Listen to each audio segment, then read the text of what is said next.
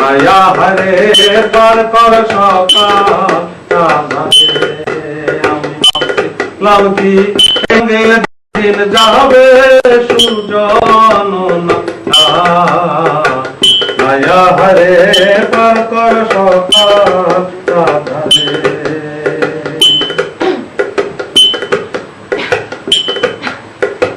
পার করে দে কংস নদী পারে যাওয়ার নাই মোর তরি আর রে নাইয়া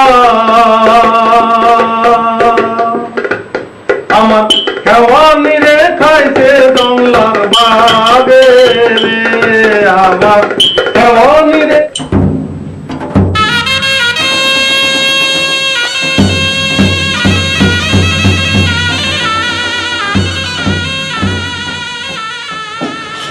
ম্যাডাম গান গাইতেছিলাম আপনার রিকোয়েস্ট করলে আর গাইতে পারবো না, খুব কষ্ট হয় গান গাইতে।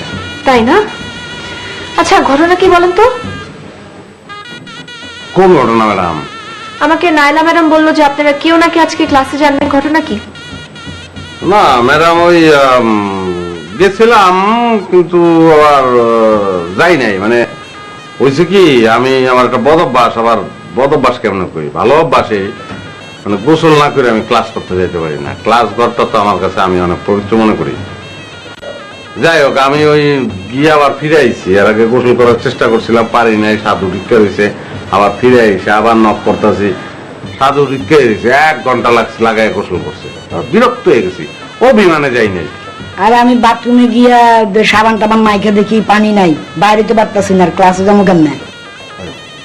এটা তো আর আমি জানি না, সাবান নাকি একটা বলা বয়ে রয়েছে, পানি নাই, এটা তো আর আমার দোষ না। না ম্যাডাম ঘটনা হচ্ছে কি, মোর আবার একটু ডায়রিয়ার ভাব হয়েছে, তো বাথরুমে যাইতে যেতে ভেটে গেছে, খালি হয়ে গিয়ে লাগছে কি দেয়া, এর লেগে কইছে যে খাওয়ান দাও, না খাই তোর কিছু হারা যাবে না।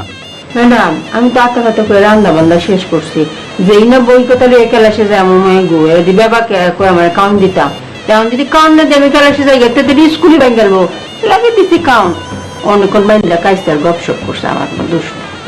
আমিও গেছিলাম, যদি কেউই নাই একা একা বই আমি কি করবো, আমিও আয়া করছি।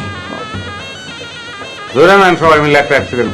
এই কালকে থেকে কিন্তু একদম ক্লাস ঠিকঠাক মতন। আচ্ছা না কালকে থেকে না, কথা হচ্ছে এখনই আপনারা সবাই ক্লাসে আসবেন, আমি ক্লাস নিব। ওখানেই হ্যাঁ ক্লাসরুমে সবাই আসবেন, 5 মিনিটের মধ্যে সবাই ক্লাসে আসবেন। 5 মিনিটের মধ্যে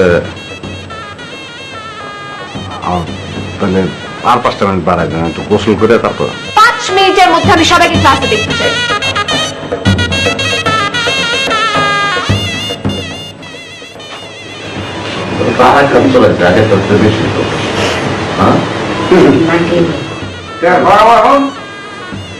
কথা তো খেয়াল করি অটো মোহিনী ম্যাডামের ব্যাগ কাটি সরেশ বেদনা গুলো লিখে নিব, মুখটা কি রং? মোহিনী ম্যাডামের থেকে খারাপ।